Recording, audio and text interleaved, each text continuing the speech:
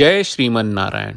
ए पर जे टिप्पणी हम करे जा रहल बा रामानुजदास श्रीमान गट्टू वेणुगोपाल स्वामी जी के द्वारा दिहल गयल बा। अध्याय 7 ज्ञान विज्ञान योग श्लोक 2। ज्ञानं तेहं सविज्ञानम् इदं वक्ष्यामि अशेषतः यज्ञात्वा नेह भूयोऽन्यत् ज्ञातव्यम् अवशिष्यते। ओम।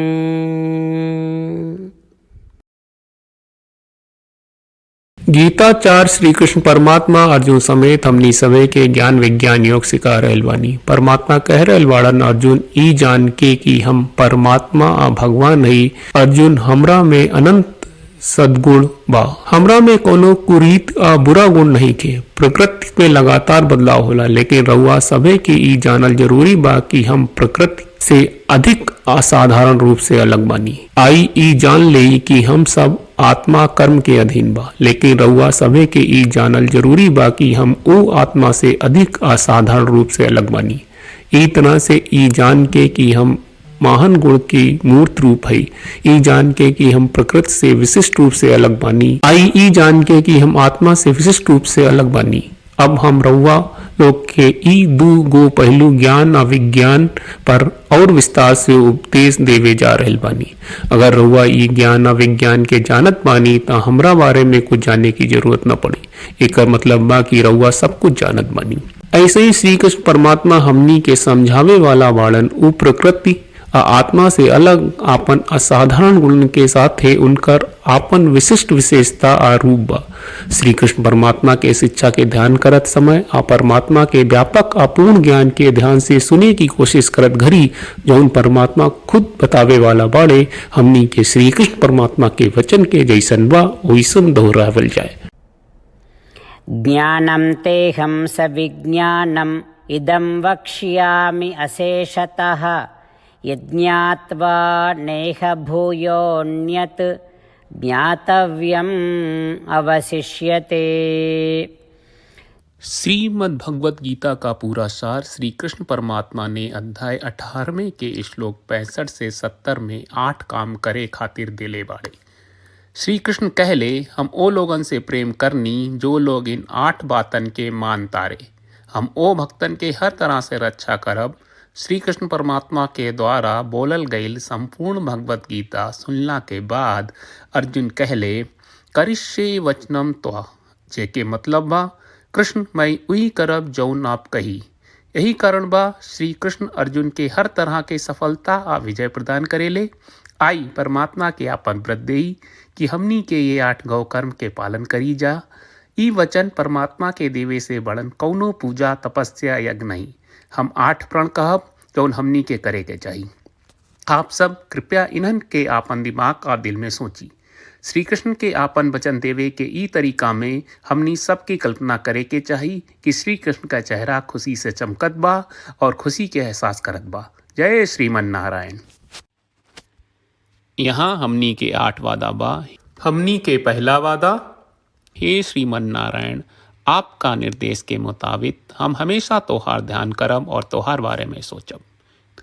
हमनी के दूसर वादा, हे श्रीमन नारायण आपका सलाह का अनुसार हम हमेशा आपका भक्त रहब। हमनी के तीसर वादा, हे श्रीमन नारायण हम आपन सब काम तोहरा सेवा के रूप में और तोहरा संतुष्टि खातिर करब। हमनी के चौथा वादा, हे श्रीमन नारायण जैस की आप माने के कहले रहलू हमरा बहुत विश्वास बा कि हम आपके होई और हम हमेशा आपन दोनों हाथ जोड़ के आपके नमस्कार करब और आपकी पूजा करब।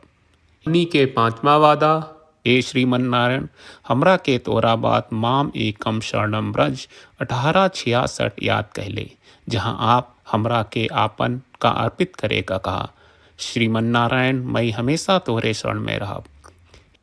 हमनी के 6वां वादा, हे श्रीमन नारायण, हमरा के तोहरा बात माँ सुचहा 1866 याद कहले कि आप हमनी के शोक ना करे का आश्वासन दे रहे बड़े, हम अब और शोक ना करब।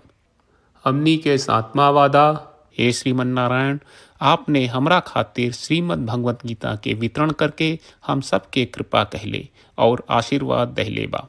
हम वादा करत बानी कि रोजाना कम से कम एक श्लोक पढ़ब या सुनब। हमनी के 8वां वादा, हे श्रीमन नारायण, आप गीता के पूरा मानवता तक ले गयलू। हम गीता में आपके दिव्य वचन के उन भक्तन तक पहुँचावे के प्रयास करब जे गीता से अपरिचित बा। हे श्रीमन नारायण, हम उई करब जौन तू करई का कहब। हम ऐसन व्यवहार करब जैसन आप चाहत बानी और हम खाली आपका खातिर काम करब। श्रीमन नारायण के रोज आपन वचन देहल कि हम ओइस करब जैस आप कहत बानी, ई अपने आप में बड़न पूजा बा। श्रीमन नारायण, करशे वचनम त्वा। श्रीमन नारायण, हम तोरे निर्देश के मुताबिक काम करब।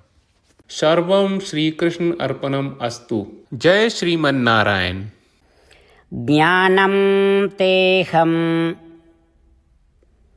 सविज्ञानम् इदं वक्ष्यामि अशेषतः यज्ञात्वा नेह भूयोऽन्यत्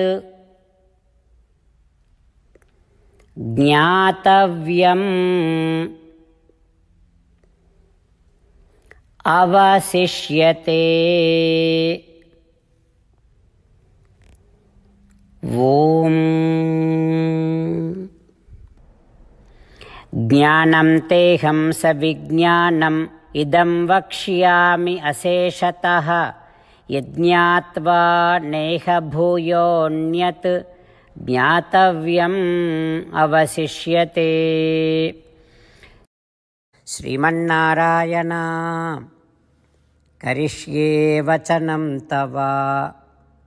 सर्वं श्रीकृष्णार्पणमस्तु। जय श्रीमन्नारायण। जय श्रीमन नारायण। सब भक्त लोगों से विशेष अनुरोध बा, जीवन में हर चीज में हमनी के तत्कालिक और प्रभावशाली परिणाम की अपेक्षा रहेला। एकरा खातिर आइए रोजाना 1 मिनट के समय निकालल जाए और नारायण आश्रम पढ़ल जाए। नारायण आश्रम प्राप्त करे खातिर नारायण आश्रम वेबसाइट पर जाई, जो www.narayanaashram.org है, और पंजीकरण में आपन नाम और ईमेल दर्ज करी। आपके द्वारा प्रदान कईल गई ईमेल पर आपका एक नारायण आश्रम PDF प्राप्त हुई। PDF में एक रामायण श्लोक, एक गीता श्लोक और एक विष्णु नामम बा। ये तीनों के मिल के नारायण आश्रम कहल जाला। हर व्यक्ति के ये श्लोक के अलग अलग संयोजन मिलेला। जब हर कोई 24,000 भक्तन के साथ रोजाना आपन नारायण आश्रम पढ़त आ सुनत बा, ता हर दिन संपूर्ण रामायण का 1 दौर, श्रीमद् भगवत गीता पारायण के 33 दौर और श्री विष्णु सहस्त्रनाम स्तोत्र पारायण के 24 दौर प्रतिदिन पूरा होएला। ई एक बहुत ही उल्लेखनीय और विलक्षण परिणाम बा, जौन हर एक दिन ऐस करे से निकलेला। ई कारण बा कि आप और आपके परिवार के सदस्य तुरते जाके आपन नारायण आश्रम प्राप्त करी। जय श्रीमन नारायण।